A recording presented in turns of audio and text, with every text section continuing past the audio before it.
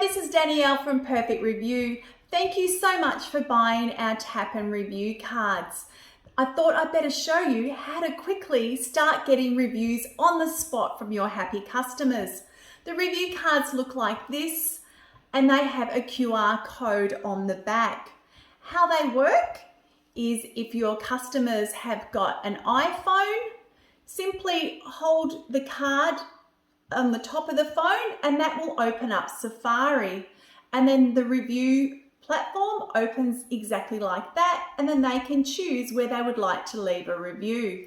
If the clients have got an Android phone, hold the card in the middle of the phone and that will automatically open up the card reader, and then the internet browser button will be down below and they just open up the browser.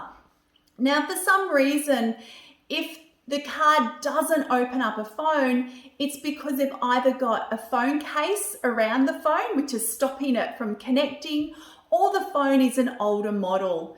In that case, use the QR code. They simply open up their camera, scan it, and it will also open up the same review platform.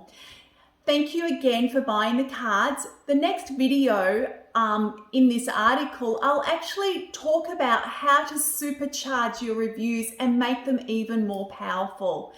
So glad I can help you get more reviews.